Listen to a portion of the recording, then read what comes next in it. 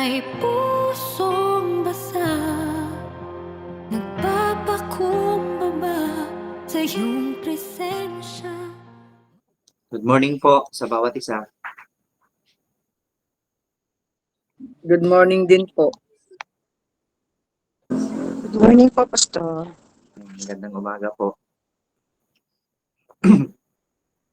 So, pang ilang days na po ng training po natin sa bawat isa. Siguro naman marami po tayong mga na-take na notes. Marami po tayong mga natutunan. At totoo po yun, binabasa ni Pastor Dayan kanina sa mga pinag-aaralan po natin yung materials po na pinag-aaralan na pagaganda. So, hanggang mamaya, hanggang hapon, tuloy-tuloy po nating pag-aralan. So kung naka-ready na po ang bawat siya, so start po tayo ulit at makinig. So hayaan nyo lang po na paano man yung papakinggan po natin na I pray na makatulong po sa bawat isa sa atin. Lahat po ba dito na nagtitraining ay magpapadeploy? Ayan.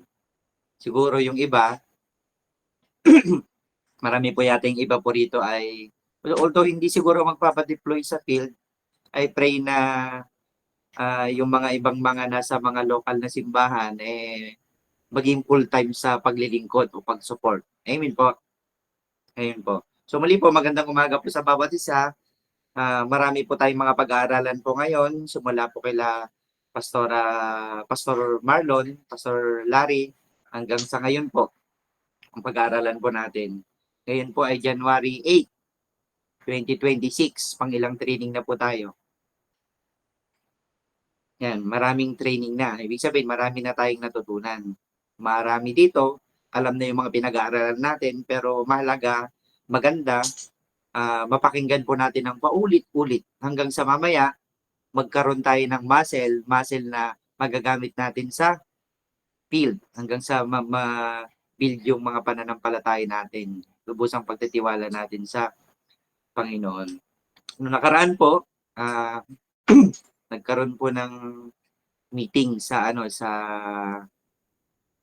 Manila, sa bahay po nila Pastor Boy. At ayun po, unang taon ng pag-meeting, maraming mga kailangang ayusin. At syempre, nakakalungkot from time to time, bago mag-training, mababalitaan po natin, maraming mga hindi nakakapag-renew o hindi nakabalik. Pero ganun pa man, tayo mga Rimanyan o tayo mga nagpapastor ay hindi tumitigil yung mga prayers natin sa kanila. So isa po dito nung maalala ko lang po nung nabanggit nung nag-meeting, nabanggit po dito sa isang organization, sa isang mga simbahan, nabanggit po ni ang ating senior pastor po, kapag pumasok ka sa church, may rules. Ibig sabihin hindi lang pala sa training. Sa lahat ng mga simbahan, kapag pumasok ka sa isang simbahan, kapag pumasok ka sa isang organization, ay may rules na sinusunod. Siguro magpaalala lang po muna ako bago mag-start. No? So, sa atin po, kagaya nga ng mga ibang mga sitwasyon po natin, ano pa ba, simula sa mga major event, mga kasal, o kahit mga camping, or yung mga nagpapadedicate, ano pa ba, yung mga ibang mga ginagawa po natin sa simbahan, ay meron po tayong rules. O lalong-lalo na po dito sa training. Kailangan po nating malaman, maging aware. Siguro sa mga susunod na pag-usapan, na pag-meetingan, yung mga rules and regulation na ito, ay ilalagay po sa mga simbahan po natin. Yan. Ibig sabihin kasi na may rules, may policy na kailangang sundin. Amen po. Kaya nga sa mga nagsisimula po rito, sa pagpapastor o maging sa pag-worker, meron tayong mga policy na mga sinusunod. Kanino account po FB?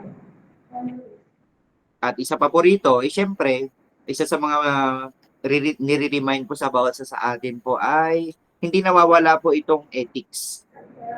Ethics na kailangang sundin, ethics na kailangang gawin. Yung iba, hindi na nagtitake note pag minsan kapag nagpapasada yung mga ibang mga kasamaan po natin. Pero alam nyo, napakalaga po nito.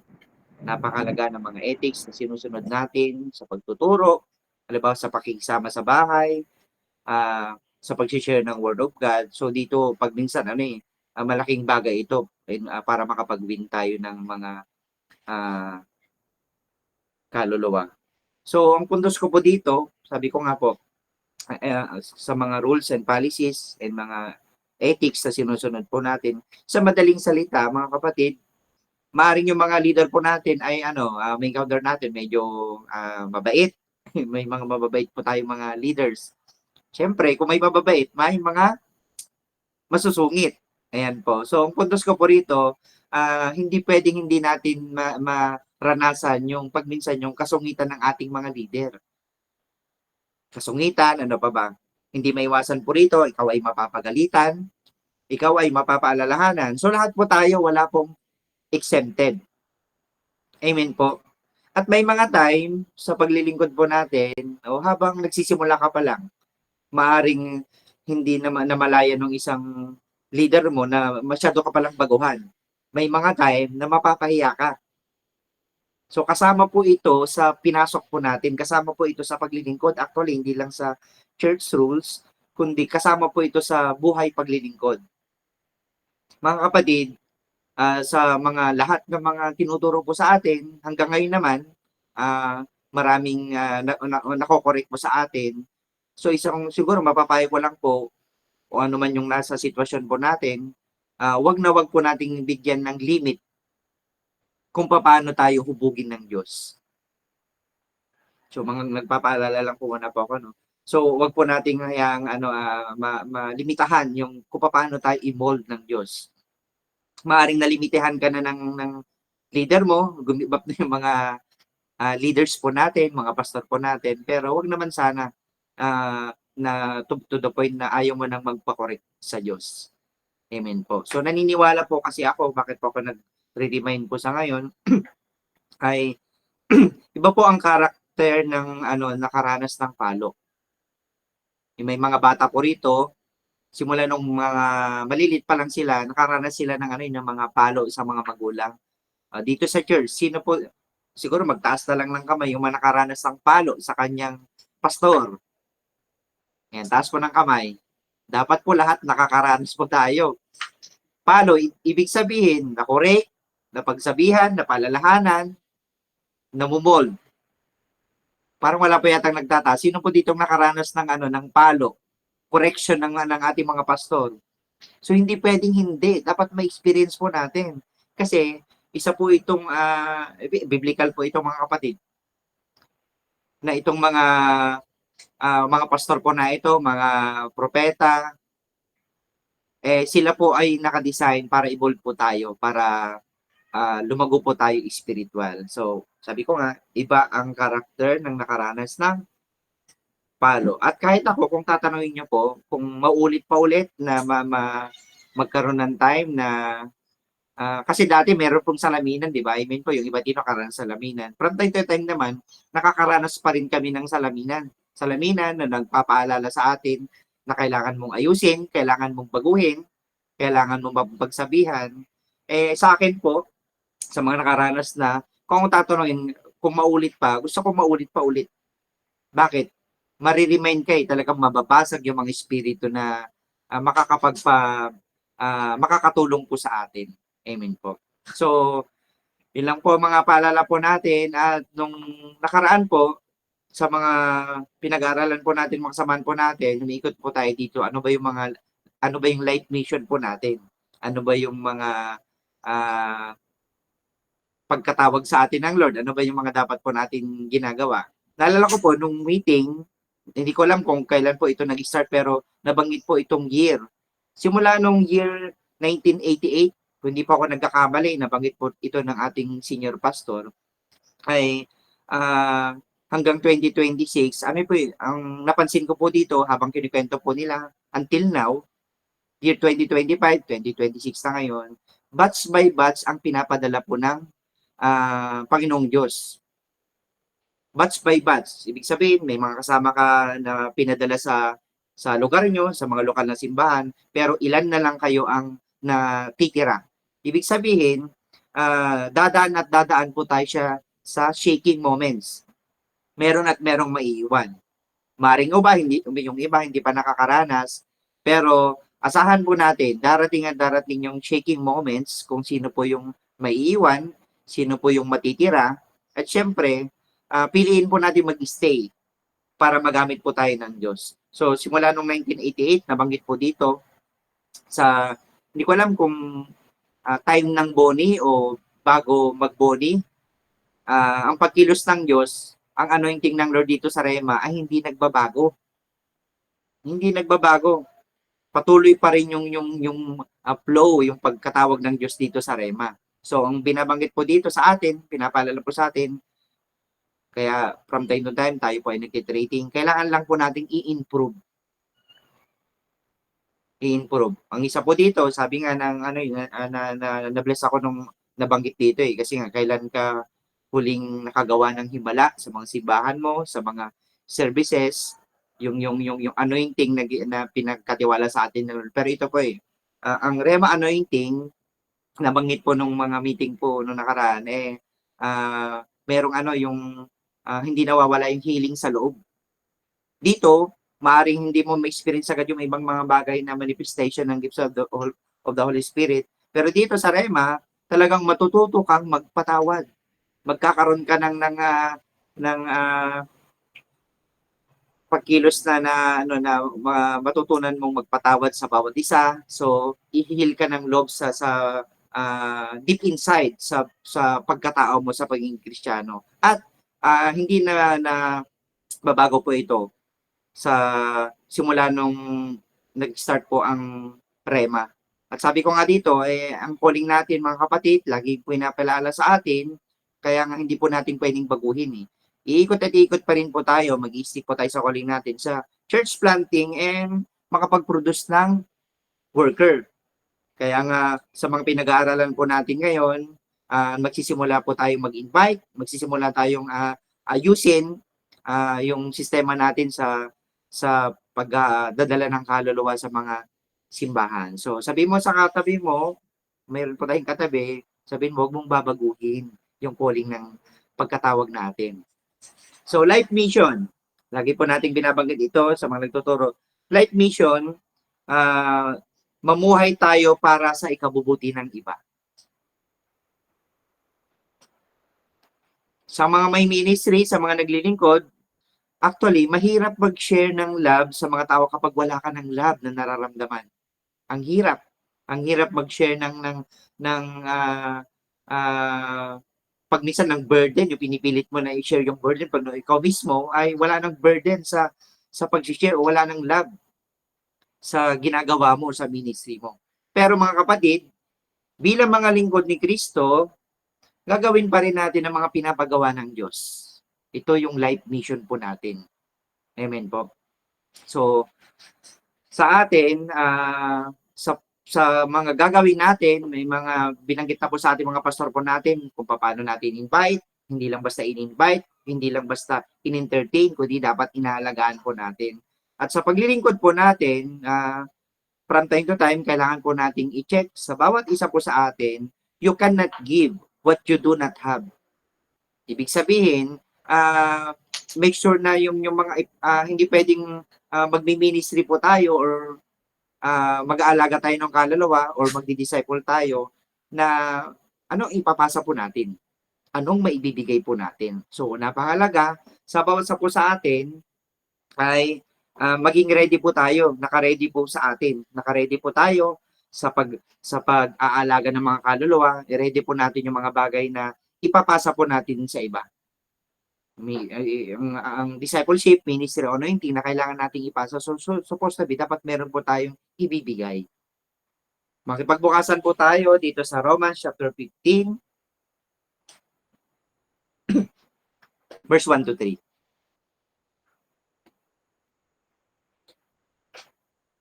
So verse 1, basahin ko po sa English, ano po. Romans chapter 15, verse 1, we who are strong have obligation to bear with the failings of the weak and not to please ourselves. Sa Tagalog, Tayong malalakas sa pananampalataya ay dapat tumulong sa mga kapatid nating mahihina. Hindi lang ang sariling kapakanan ang dapat isipin. So mga kapatid, ang puntos lang po dito, tayong malalakas ay obligadong magamit ng Diyos para ma-encourage yung mga mahina sa pananampalataya. So ang tinutukoy po ay tayong mga leader, tayong mga worker. So may obligasyon tayong alalayan ng mga kapatiran po nating nagsisimula, nanghihina. So tayo po ang inaasahan po ng Diyos po dito. So malaki ang part po natin. Kasi yung iba siguro sa field po natin, maaring 3 kayo, 2 kayo. Pero binabanggit po natin, pinag-aaralan po natin, hindi lang po ito sa mismong baguhan. Kung sino yung kasama mo, gagamitin ka ng Diyos para mapalakas yung kasama mo. So tayo po yun. Sa loob ng simbahan, sabi nga, hindi pwedeng hindi mo pwedeng iisipin palagi yung sarili mo. Sa madaling salita, hindi tayo pwedeng maging makasarili. Hindi tayo pwedeng makasarili sa paglilingkod po natin. At ang tunay na spiritual na lakas ay nakikita kung gaano kahaba yung pasensya mo. Yan, gaano ba kahabang pasensya ng bawat isa. So, ang tunay na spiritual na lakas, nakikita po mga kapatid, kung gaano kahaba ang pasensya mo sa kasama mo. Kung gaano kahaba ang pasensya mo sa mga tinuturuan mo, inaalagaan mo. Pagpapasensya, gaano kahaba ang pag-unawa. At pagtulong sa mahina. So, yun ang tunay na lakas na spiritual. So, dapat na-extend po natin yung mga bagay na ito. So, hindi lang po ito sa mga pastor. Sa lahat po ang tinutukoy po dito sa Romans 15. So, kagaya po sa atin, example po dito, para mas mabilis po natin, hindi lang po ito sa mga normal na mga ano po natin. No? Kapag may mga baguhan po tayo, di ba, naalala po natin ang trabaho ng usher, kapag may baguhan, pinag-pray mo from Monday to Saturday, pagdating ng linggo, hindi pwedeng hindi mo siya entertain, hindi pwedeng hindi mo siya makausap. Diyan po kami nagsimula kung paano po na-train yung ibang mga kasamahan po natin. Kapag may in-invite, i-entertain mo, may nakatoka kung sino bibili ng merienda, mag-entertain kung sino kakausap sa kanya, merong naman naka-ready para sa mga iba pang mga baguhan. So may toka-toka po kami noon.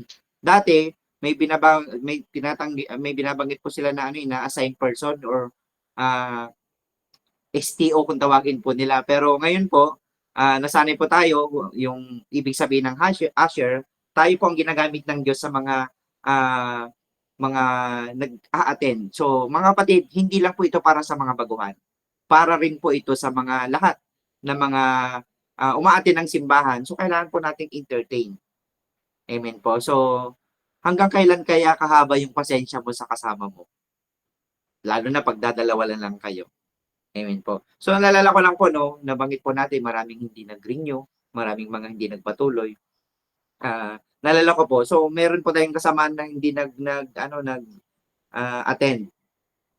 Talagang hindi ko alam kung paano yung sa mga sampo natin, kung paano nyo ulit tinawagan, kinulit yung mga bakit hindi nag-renew. Ay talagang talagang mauubos yung pasensya mo. Nung nakaraan na lang siguro bago mag-training, kinokontak na, tinatawagan na. Nakaraang araw napuyat kami kasi para lang encourage siya. Kasi ang dami niyang nasasabi sa madaling salita, natitisod siya sa lahat. Nung gagawin mo naman sa mga nagsisimulang ito, mga baguhan, ay talagang pagbaguhan, talagang hindi nila mauunawaan sa lahat ng mga ginagawa natin sa paglilingkod. Pero sabi ko nga, nakakalungkot, hindi nga nag-renew.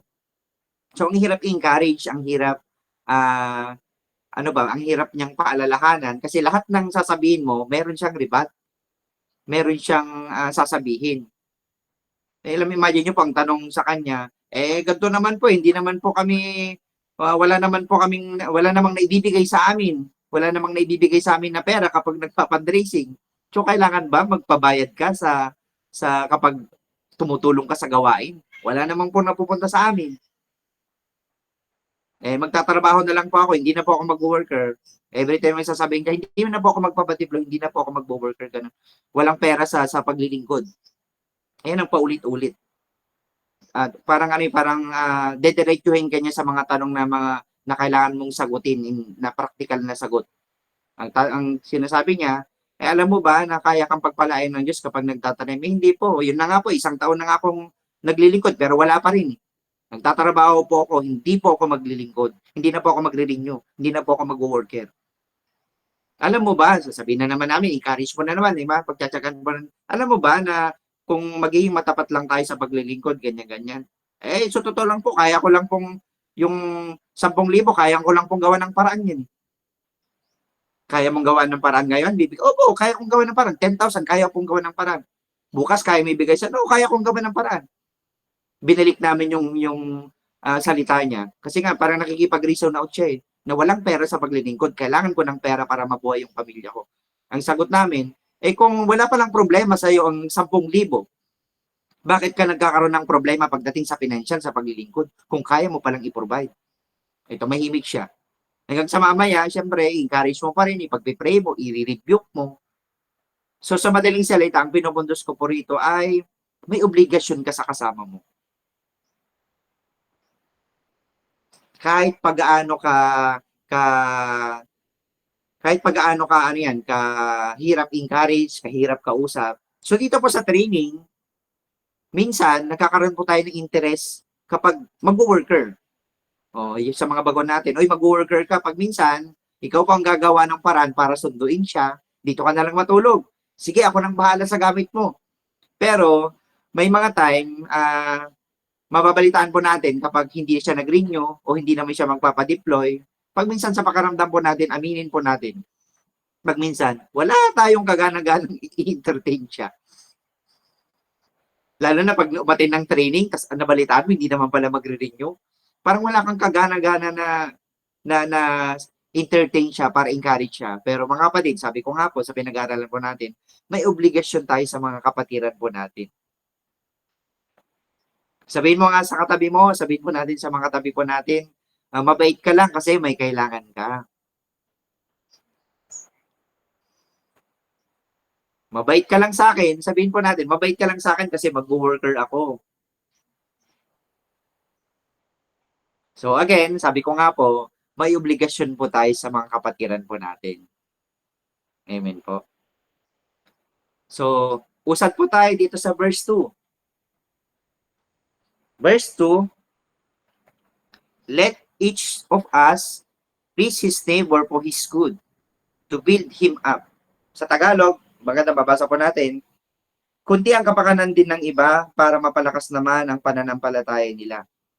Alam niyo po, sa totoo lang, every time na gumagawa tayo ng paraan para ma-encourage, mapatibay ang pananampalataya nila sa Lord, syempre, kailangan talaga looking unto Jesus. Tinuturo po natin na tumingin sila sa Panginoon. Pero mga kapatid, sa totoo lang, sa ayaw natin at sa gusto, tinitignan natin tayo, mga leader. Tayo na nag-i-encourage sa kanila. Tayo na nagdadala sa kanila. Tayo na naglalapit sa kanila sa Panginoon. Tinitignan yung bawat kilos po natin. Tinitignan, binabantayan ang mga bawat salitang lumalabas sa bibig po natin. So, sa mga taong nakapaligid po sa atin, pinagmamasdan po tayo. Amen po. So, sa madaling salita, yes, hindi maganda na sa atin po tumingin yung mga tao. Sana makuha niyo po yung puntos ko. Pero ang puntos ko po rito, bilang mga Kristiyano, pag minsan dedepende yung may time na dedepende yung mga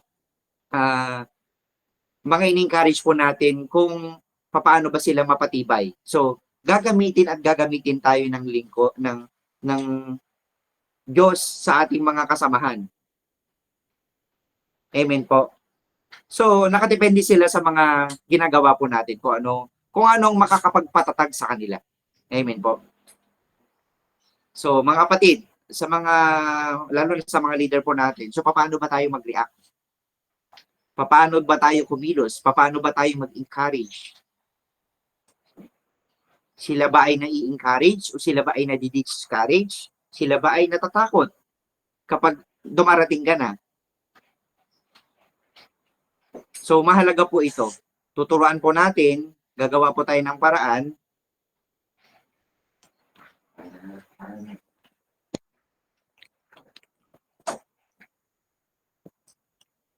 Gagawa po tayo ng paraan para ma-encourage po natin yung mga kasamahan po natin. Amen po.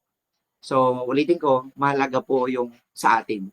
Tinitignan at tinitignan po tayo. Kaya nga sabi ko nga po, paano ba natin encourage yung mga kasamahan po natin? So, kailangan po nating from time siguro, evaluate paano ba tayo mag-disciple, paano natin turuan yung mga kasama po natin. Amen po. Kaya nga po ito, hindi lahat ng tama sa pananaw mo ay tama. Hindi dahil sa ginagawa ng marami ay tama na rin, magiging tama na rin sa paningin po natin. So, mga paalala po sa atin, kung ano man yung mga ginagawa po natin sa field, ay nakikita po yan ng lahat. Lalo-lalo na kapag friend ka ng Rema Pills, yan po. Nakikita po sa atin nakikita po natin yung mga nagbablog, mga influencer. So tayo, mga influencer po tayo Once sa sinabi mo, lalo na kapag kilala kang leader, kung ano yung ginagawa mo, tutularan at tutularan yan. So maaaring yung iba, hindi mo naman siya under, hindi mo siya kapatiran, pero ito po somehow ginagamit po tayo ng Lord kung paano ba natin ma-encourage yung mga kasamahan po natin. So paano ba natin malalaman kung tayo po ay o nasa tama yung ginagawa po natin? Siyempre, malinaw naman po kung ito ay naka-align sa Word of God. Kapag naka-align yan sa Word of God, siyempre, okay lang na gawin po natin. Pero gaya ng binabanggit ko, sa atin, sa ginagawa po natin, hindi mo pwedeng gawing tama ang mali. Yan, sabihin mo nga sa katabi po natin, hindi mo pwedeng gawing tama ang mali. Or gagawa ka ng paraan para maging tama ang alam mong mali. Example ko lang po, siyempre, para ano po tayo, siyempre, sabihin natin, siyempre, napapakinggan po natin, although wala namang naglalasing dito, sabihin natin, huwag kayo maglalasing. Sa madaling salita, ibig sabihin, so pwede pa lang isang tagay lang, hindi ka naman malalasing. Di ba? Sarap pwedeng ibato sa mga ano po, no? So pwede pa lang isang tagay lang. Amen po. So sa madaling salita, uminom ka pa rin, still uminom ka pa rin. Wala pa rin kabanalan po doon. Ang puntos ka lang po dito, hindi po natin pwedeng i-justify kapag alam po nating mali. Kaya gaya nga, paulit-ulit po nating babanggitin po ngayon ay wag mong gawin tama ang mali. Naalala ko po sa mga kung makikita po natin kapag nanonood ka ng mga teaching po natin, mga pastor po natin sa Rema Fields, meron pong isang viral sa Facebook, kagaya po nito. Naalala niyo po yun, yung nag-viral na cake na mukha siyang kabaong. Dahil, nakaupo natin, yung viral na cake na pahaba, tapos ang ginawa nila, hindi ko alam sa mga panood, parang ang comment tong iba, pangit nga daw kasi mukhang kabaong, tapos nilagyan pa ng bulaklak. Pero sa paningin ng iba, okay. Siguro kung ako tatanungin niyo po, mga kapatid, halimbawa, siguro ako may kaarawan, dinigaluhan mo na akong ganon. Siguro pwede ako mag-comment. Sasabihin ko, ayoko. Kasi nga, ikaw pa naman, regaluhan ng cake, tapos mukhang kabaong. Nakaupo natin. Pero ang puntos ko po dito, syempre, sa atin po, maaring maganda sa paningin ng iba, pero in majority, alam naman po natin kung magbibigay tayo ng opinion po ito, ay masasabi po natin hindi maganda. Syempre, mga kapatid, ang pinupuntos ko po dito, wag po nating gayahin kapag ito po ay dahil umuso lang. Dahil alam natin, uso lang, at nakina mo, parang wala namang effect, hindi naman, kumbaga, wala nang masyadong maapektuhan sa iba. Pero pag sa paningin po natin, lalo na po tayo, sa nakita po natin na may mali na, o sabihin natin, maaari namang hindi nakakaapekto, wag na po tayong makiuso, wag na po nating tularan. Amen po. Kasi somehow, maaaring walang effect sa atin, pero yung mga nakakakita po sa paligid po natin, somehow nakakaapekto. Kaya nga, sabi nga po dito, pinag-aaralan po natin, so, tayong malalakas, na-encourage ba sila? yung mga mahina or mga taong nakapaligid po sa atin. So, wag mong sangayunan yung mga bagay na hindi naman na ipag-pray. Kaya nga lagi tayong makikinig sa mga pastoro natin, sa mga material, sa pinag-aaralan po natin, o ini-implement, o tinuturo po natin sa mga kasamahan po natin. Huwag mong tularan, huwag sumang-ayon sa takbo ng sanlibutan. Sulitin ko po, huwag mong sang-ayunan ng mga bagay na hindi mo naman na ipag-pray. Amen po. So kaya nga lagi tayong babase palagi sa pastor natin, magtatanong po tayo. So sa field, sa mga leader po natin, manggagawa, actually nakikita po ang mga ginagawa po natin. Kahit na hindi po tayo magkakasama from time to time. Bakit? Meron kang Facebook page. Nakikita yung mga ginagawa po natin. Maliban doon, tuwing camp, ano ba, tuwing mga training, nakikita sa ugali natin. O pag minsan, nakikita yun kung paano mo i-treat yung kasama mo, pag minsan. At madalas po, mga kapatid, pansinin mo dito, sino ang madalas gumamit ng social media? Ayan, lahat naman po tayo. Mga kapatid, paalala ko lang, dahil tayo po ay nasa training, ulitin ko lang po, kapag pumasok ka sa church, may rules. Ulitin ko po, kapag pumasok ka sa church, may rules. Ibig sabihin, lahat, talagang mapapaalalahanan po tayo. So mga kapatid, sabi ko nga po, nakikita yung kung ano ba yung influence na ginagawa po natin. Maaring, sabi ko nga po, maaring hindi naman mali, okay lang naman. Mga kapatid, ako na po nagpapaalala, wag po nating gawing, sasagin po nating tama, wag po nating yung alam po nating mali, wag po nating gawing tama. Nakuha po natin. So, sana nakuha po natin yung pinupuntos po natin dito. So, ang tanong ko po, ang ginagawa ko ba ay nakakapagpatibay o nakakapagpahina? Ang ginagawa ko ba ay nakakapagpatibay o nakakapagpahina sa pananampalataya ng iba? So, maging halimbawa po tayo. Manggagawang walang dapat. Kaya, tapat na nagtuturo ng katotohanan. So gagawin ko ba? Sasabihin ko ba? Sa gagawin ko ba o sasabihin ko ba, mabibilis ba sila o matitisod ba sila? Yan naman ang laging nating ginagawa po natin.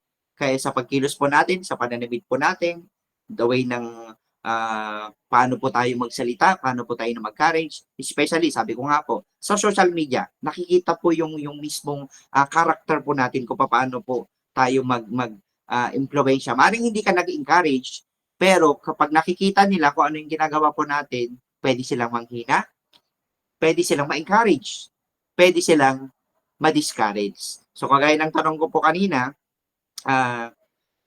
ano ba yung ginagawa po natin? Tayo ba ay nakakapagpatibay o nakakapagpahina ng pananampalataya ng iba? So ito po yung sa mga paalala po sa atin.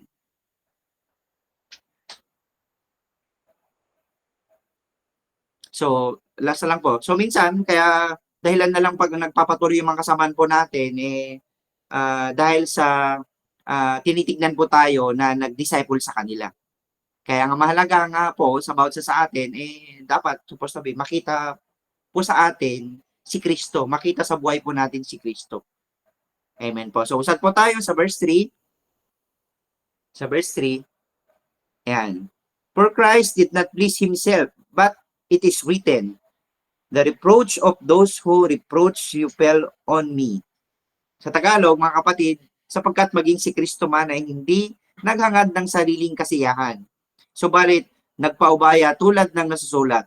Ako ang nakaranas paghamak ng sa iyong pangalan. So, alam po natin si Jesus Christ. So, siya yung number one na isang sa mga halimbawa sa mga pinag-aaralan po natin. Ulitin ko po, ako po ay nagpapaalala dito sa training po. Sabi ko nga, kapag pumasok ka sa church, may rules na kailangan po natin sundin at para mahubog po tayo. So sa atin po, syempre alam naman po natin sa paglilingkod po natin, more on self-denial. Kagaya ng binanggit po natin, kagaya ni Jesus Christ. Pag minsan, sabi ko nga, pag time ng bakasyon, di ba, sarap magbakasyon. Kahit kami mag-asawa, bakasyon na. Pero alam nyo po sa buhay, pag life vision po natin, from time to time, hindi pwedeng hindi ka magamit ng Lord. Laging may call of duty. Kailangan mong siran, kailangan mong patanggapin. So, ganun po talaga. Tayo po ay, tayo mga Kristiyano, hindi na tayo nabubuhay para sa atin. Nabubuhay na tayo para kay Kristo. Yung layunin natin, hindi na natin sariling kagustuhan yung ginagawa natin, layunin na ng ng Diyos. So umiikot po dito sa more on self-denial. So sa atin po, sabi nga, si Jesus ay hindi namuhay para sa sariling kaginhawaan. Mga kapatid, sabi ko nga nung kausap po namin yung worker na ito, ay talagang marami siyang question, marami siyang katanungan, lahat ibabato niya. At halos lahat ng kinikwento niyang tao ay natisod siya. Pero sa atin po mga kapatid, hanggang ngayon naman, kahit na sa mga nag-stay po dito, may mga time talaga na nakikita po natin, nakakaramdam tayo ng tisod, nakikita po natin na di-disappoint po tayo. Kung sabihin natin, noong mga unang nagsalita ng mga kasamaan po nating pastor dito sa training, syempre hindi nawawala yung word na pagod.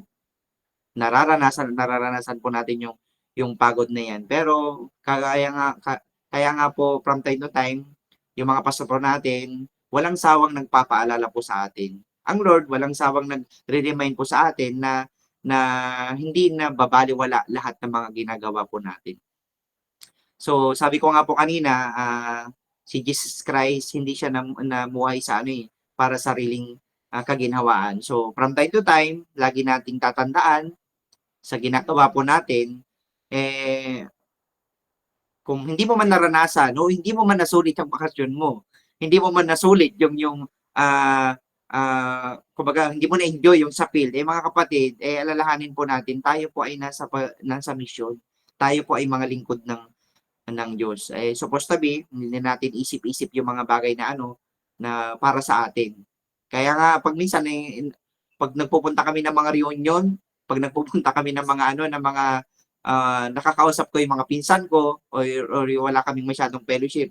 Ang tanong sa amin, kumusta ka na? Saan ka nagtatrabaho? Anong pinagkakahanap buhayan mo ngayon? Ganto. Ang dami mong pwedeng sabihin pero sinasabi ko po kami na kami po ay mga missionary, kami po ay naglilingkod sa Lord. So maraming mga mahihirapan ka lang kapag ikaw ay kumbaga, pag tinignan mo yung sarili mo na para bang kawawa ka. So, lagi po nating tatandaan, sabi ko nga, sa buhay paglilingkod, ang dami ko mga testimony na pangyayari po sa sa buhay Kristiyano. Isa lang mababanggit ko po dito is sa pagpapatuloy po natin, maring yung iba hindi pa naranasan, kagaya nung nakausap po namin, isang taon pa lang siyang naglilingkod, pero ang gusto niya, may experience na yung mga sinasabi ng Lord regarding sa pamilya niya, paano matulungan, paano maging maayos yung buhay niya, it take times. Nagtatanim po tayo mga kapatid.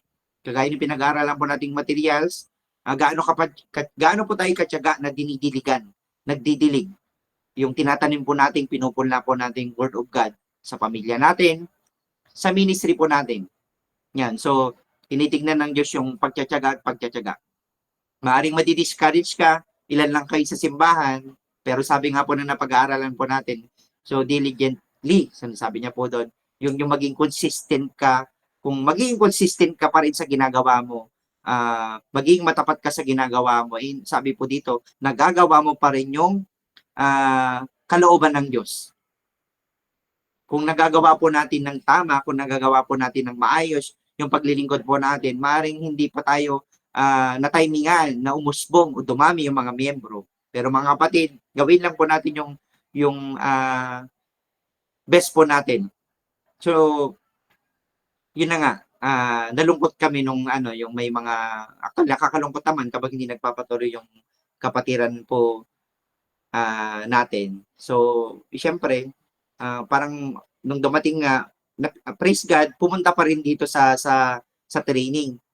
Gumawa pa rin ng paraan na makausap po namin. So, in-encourage pa rin namin at glory to God, kahit na pag minsan makikita mo yung post sa Facebook, talagang lumalabas na yung pagkakarnal niya, pinapakita niya yung pagkakarnal niya, sa kabila ng katatapos siya mag-worker, i-encourage pa rin po natin.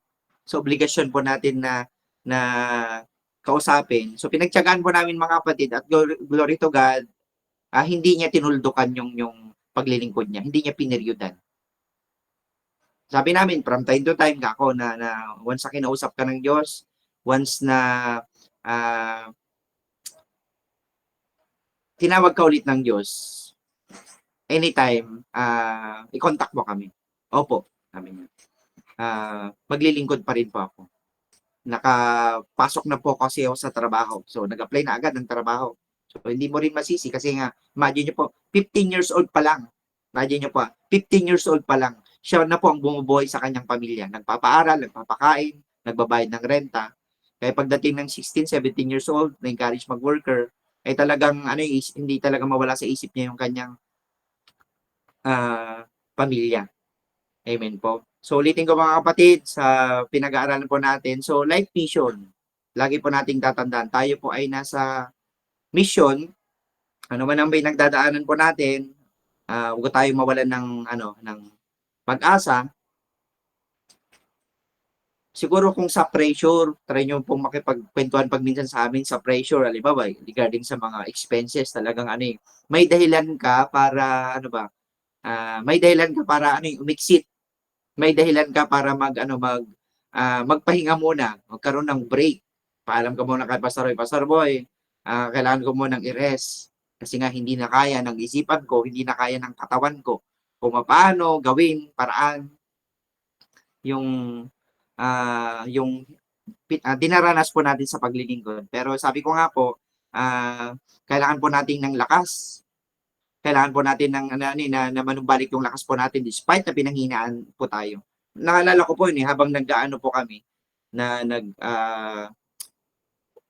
nagtawag doon di-discussion about sa mga pinag-aaralan po dito sa training after naman na magturo. Pansinin niyo po ang hirap ang hirap mag-encourage ng mga pinanghihinaan ng loob kapag ikaw ay nakakaranas din ng panghihina. Nasubukan niyo po 'yon. Nasubukan mo mag-pray sa isang may karamdaman na ikaw din ay dumadaan sa matinding sakit. Ang hirap. Amen po. Ang hirap mag-encourage kapag ikaw ay dumadanas sa financial problem. Tapos encourage mo yung kasamahan mo o magtuturo ka ng still may kasaganahan sa paglilingkod. Ang puntos lang po dito, dahil tayo po ay naglilingkod, ay kailangan pa rin nating gawin. Kasi nga, word of God pa rin ang itinuturo po natin. Maaring naranasan po natin yung mga sitwasyon na yan, pero kung magiging matapat po tayo, i-allow ng Lord, kung magiging matapat po tayo, iayos ng Lord lahat ng mga bagay po na yan. Amen po. Kaya nga sabi ko, nag-usap kaming mag-asawa, from time to time, sa totoo lang, kung malalaman nyo po, hanggang ngayon, marami pa rin nag-offer na, sa balyar na lang kayo, ano pa ba, at least wala kaming poproblemahin talaga, pwede ka ulit mag-ministry, pakipag-usap ka lang, ganon, still gagawin mo pa rin yung pinapagawa mo sa Lord. Pero, naalala ko po noon, yung one time, pabalik kami ng Bulacan, ang daming mga tanong Lord, bakit ganito? Babalik ka na naman. Alam niyo yung pakaramdam na babalik ka sa field mo, galing ka sa bahay nyo, pag babalik ka na, ay naisip-isip mo naman yung sitwasyon, mga ginagawa mo sa paglilingkod, siyempre mararamdaman mo yung lungkot at pagod na nararanasan po natin sa field. Alam niyo po, ang sabi po sa aming mag-asawa, habang kinakausap po dito, mismong sinabi po sa atin, sa aming mag-asawa, actually sa misis ko, that time, nagpe-pray kami, pareho kaming isip, Lord, paano ba ito? Ano ba yung mga gagawin? Nung habang nasa biyahe na, so dumaan sa bundok, from Baler hanggang dito, so tatanong ka sa Lord, Lord, ano ba?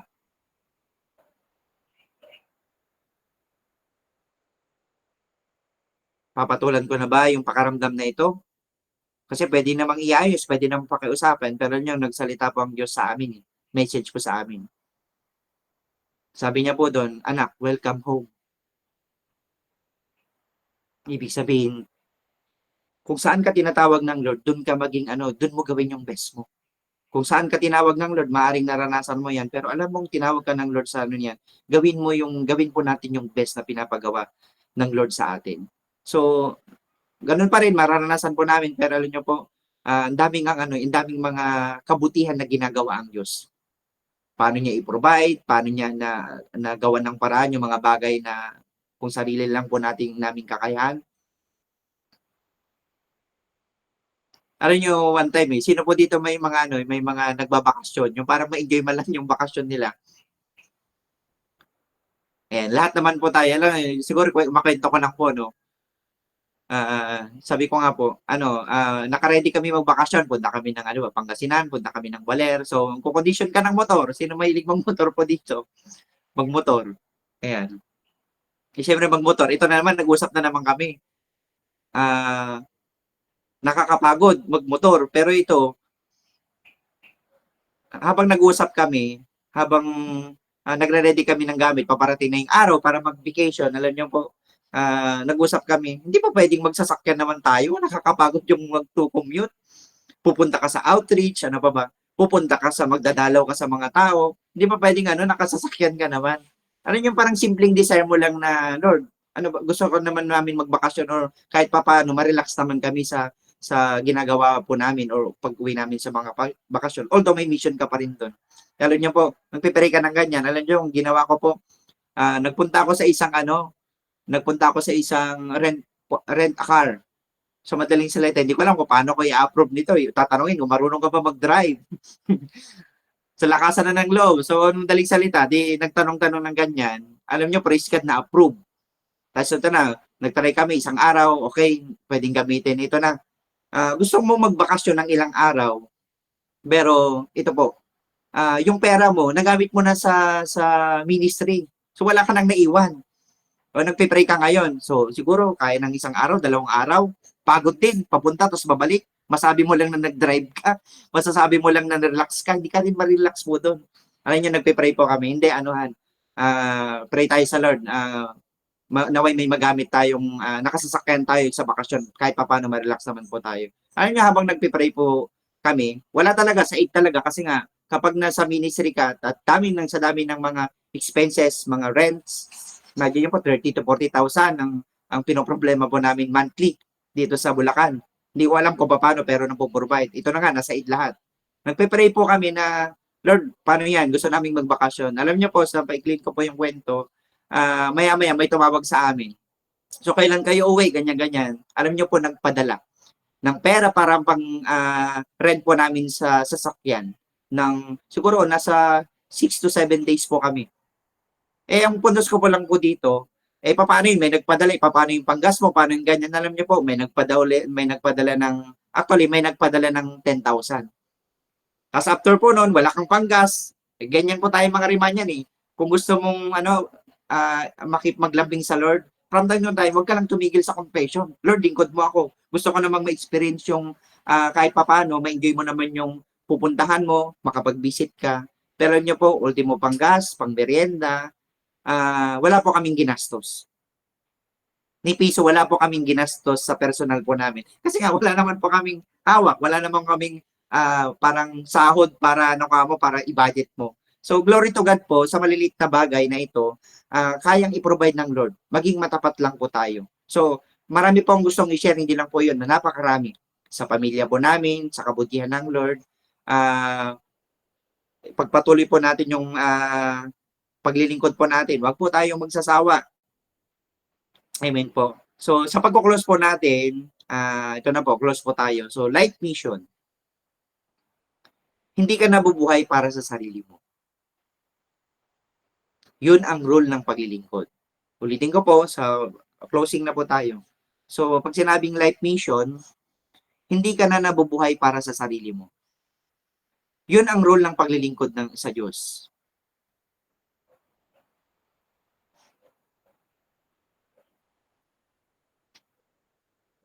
At kung hindi mo kayang makatagal sa role na yan, mawawala ka lang, mapapagod ka lang, mababurnout ka, hanggang sa iwanan mo yung ministry mo. So, yan ang life mission po natin. Mga kapatid, sa tulong ng Panginoon, sa kabutihan ng Panginoon, lahat ng mga prayers po natin, kung magpapatuloy lang po tayo, maging matapat po tayo, hindi magiging madamot ang Diyos. Gusto ng Diyos na pagpalain po tayo, palawakin yung mga nasasakupan po natin, at gusto ng Diyos na hindi lang po tayo makaranas, kundi yung family po natin. Amen po. So, purihin po ang Panginoon, pagpalain po ang bawat isa, nawa po ay nakatulong po sa pagpunta po natin sa field. May mga baon-baon po tayo para magsilbing weapon natin sa field. Naway na-encourage po ang bawat isa. Purihin po ang Panginoon po. So, ibinabalik ko po ang sa ating MC. Maraming salamat po.